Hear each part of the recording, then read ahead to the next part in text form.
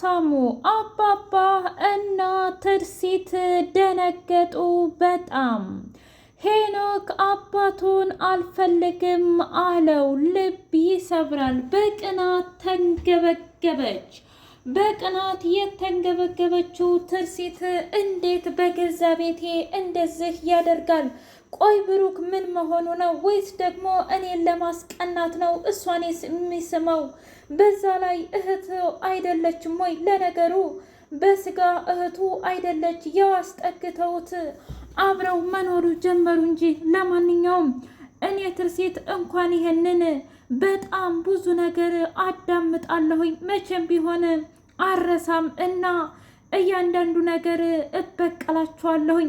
ለምን እዚህ ቦታ የእውነት እንደዚህ እንደሚያደርግ ፍጹም ግልጽ አልሆነልኝም እና መቼም ቢሆን እኔ አልሸነፍም። እኔ እኮ ትርሲት ነኝ። እንዴት ነው ሚጡ መታ ብሩክን የምትወስደው ብላ አለች።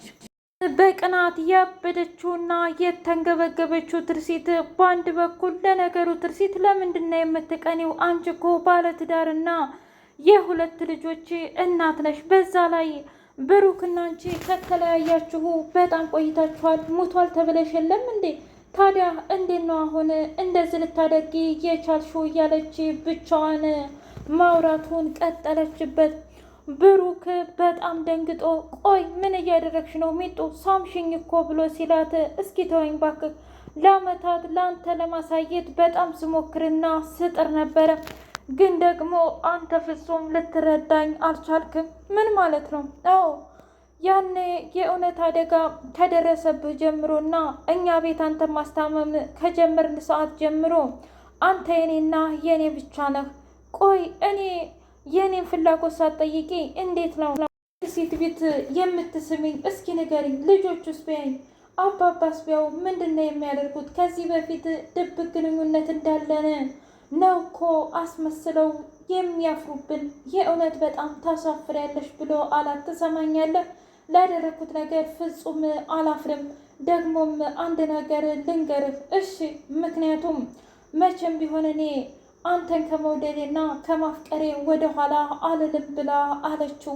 ቆይ ምን እያልሽ ነው? አዎ አንተ በእርግጥ ምናልባት አሁንም ድረስ ስሜትህ ለትርሲት ይኖር ይሆናል፣ ግን ደግሞ እኔ መቼም ቢሆን ባንተ ተስፋ አልቆርጥም ብላ አለችው። ግራ የተጋባው ብሩክ በቃ አሁን ሂጄ ልጆቹን ማየት አለብኝ ብሎ ወደ ልጆቹ ሄደ። በሌላ በኩል ሄኖክ አልፈልግህም፣ አንተ እኮ እኛን አትወደንም ብሎ አለ። ይሄ ምን አይነት አነጋገር ነው? እንዴት ነው?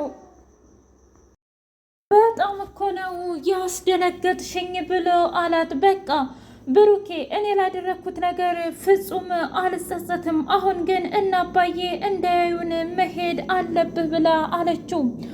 አባባና ትርሲት በጣም ደንግጦ ብሩኬን ማንቁርቱን ይዞ እንዴት ልጄ እኔ እንደ ልጄ እንደሚጡ ተከታይ ወይም እንደሚጡ ታላቅ ወንድም አይቼ ባስጠጋህ እንዴት እንደዛህ አይነት የውርደት ስራ ትሰራለህ ብሎ አለው። እባክህ አባባ ተረጋጋ። እኔ በፍጹም ምንም ነገር አላደረግኩም። እውነት ለመናገር ምናልባት ሚጡ ስሜታዊ ሆና በአደጋው ምክንያት ይሆናል እንጂ እሷን ማስባበት አይመስለኝም። እና ይህንን ነገር እባክህ ባንተና በእኔ መካከል ይቅር ብሎ ሲለው እስኪ ንገረኝ፣ የእውነት እንደዛ ይመስልሃል እንዴ? ምን ማለት ነው? ምክንያቱም የገዛ የድሮ ሚስትህ እኮ ሁሉንም ነገር አይታለይ ብሎ አለው። ብቻ ባልሆነ ነገር እንዳትተረጉመው ብሎ ሲል መቼም ከዛ ሌላ ምንም የሚተረጉምለት ቃል የለም እኮ አይን ባይን ነው ያየናችሁ፣ የእውነት በጣም ታሳፍራለህ ብሎ በጣም ተናደደበት። እባክህ አባባ አንተ እንዳሰብከው አይደለም። እኔ ለማስረዳት ሞክሬ ነበር፣ ግን ደግሞ እሷ እምቢ አለችኝ። እናም እባክህን ብሎ ሲለው አይ በቃ ከዚህ በኋላ ምንም ማድረግ አልችልም፣ ምክንያቱም ሁሉም ነገር አብቅቷል። አንተ የእውነት በጣም ተናድጄብሃለሁ ብሎ አለው። በሌላ በኩል ሚጡና ትርሲት ፊት ተገጣጠሙ። ቆይ አንቺ ከኔ ምንድን ነው የምትፈልጊው ብላ ስትል ምን ማለት ነው? እኔ ደግሞ ካንቺ ምን ፈለግኩኝ ብላ አለቻት። ትሰሚኛለሽ? እያደረግሽ ያለሽውን ነገር የእውነት ያላየውሽ ይመስልሻል እንዴ? ብሩክ እኮ የልጅ አባት ነው እና ብትርቂ ከሱ ይሻልሻል ብላ አለቻት። ምን ነው ትርሲት፣ አንቺ ራሱ የገዛ ጓደኛውን ስታማግጭና አብረሹ ስትሆኚ ባሌ ስትዩ መቻፈርሽና? ምክንያቱም መቼም ብሩክ የኔ የስጋ ዝምድናዬ አይደለም። ደግሞ እኔ አንቺን ስላየው ሳይሆን ያፈቀርኩትና የወደድኩት ገና ጥንትና ጧት ነው ለሱ ስሜት ያለኝ። አጋጣሚውን አገኘው፣ ዛሬ ተጠቀምኩበት። በቃ የተፈጠረው ነገር ይህና ይህ ብቻ ነው ብላ አለች። የእውነትም እናንተማ ታሳፍራላችሁ ብላ ብትልም እንኳ በቃ ነገርኩሽ፣ ስለዚህ አዳምጪኝ ብላ አለች። ሰላም ሰላም! ውድና የተከበራችሁ የህያ ቤቴ ቤተሰቦች እንዴት ናችሁልኝ? ሁሉ ሰላም፣ ሁሉ መልካም። እኔ እግዚአብሔር የተመሰገነ ይሁን ሰላም ነኝ፣ ደህና ነኝ። አዲስ የሆናችሁ ሰብስክራይብ እያደረጋችሁ ቤተሰብ ይሁኑ። ነበር ቤተሰቦቼ ስለምትከታተሉኝ እጅጉን አድርጌ አመሰግናለሁ። እጅግ አስተማሪና አጓጊው ካያ ድራማ እንደቀጠለ ይገኛል። ሚኪ ሄኖክን ጠርቶ መሆነህ ነው ልጄ? በጣም አሳብ ላይና ጭንቀት ላይ ያለህ ትመስላለህ። መሆነህ ነው ደግሞ ተክዘሃል ብሎ ሲለው ምን ያልሆንኩት ነገር አለኝ? ይልቁንስ አንድ ጥያቄ ልጠይቅህ። እንዴ? ጠይቀኝ ሄኖኬ። አንተ እኮ ልጄ ነህ። የማትወደኝ አንተ ነህ እንጂ እኔማ እወድሃለሁኝ ብሎ አለው። እንግዲህ እንደዛ ከሆነ አንድ ነገር ልነግርህ እፈልጋለሁኝ። ምንድን ነው እሱ? ምክንያቱም እዚህ ቤት የመጡት ምኖችህ እንደሆኑ ማን ነገረህ? ወይስ ምኖችህ እንደሆኑ ታውቃለህ ብሎ ሲለው አታወሳስብብኝ፣ በደንብ ንገረኝ ሚኪ አለው። እንግዲህ ሚስቱ ናት መሰለኝ። ምን?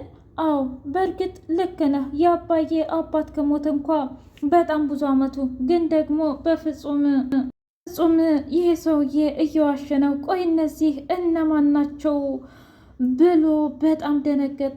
አላቅም፣ ምናልባት ሚስቱ ትሆናለች፣ ለዛም ይሆናል። ታዲያ እማዬም ሆነ አባዬም በጣም ውሸታም ናቸው፣ እኛን አይወዱንም ብሎ አለ። እኔ ግን እወድሃለሁ ልጄ፣ አንተ ነህ እንጂ የማትወደኝ እኔ እወድሃለሁ ብሎ ሲል እሺ አባ እኔም እወድሃለሁኝ ብሎ በሩን ከፍቶ ከሄደ በኋላ ሚኪ አጅሬው፣ አንተ እንደ አባትህ እኮ ጅልና በግ የዋህ ሰው ነህ፣ የዋህ ነህ። እናም እንደፈለግኩ አድርጌ እጠቀምብሃለሁ ብሎ አለው።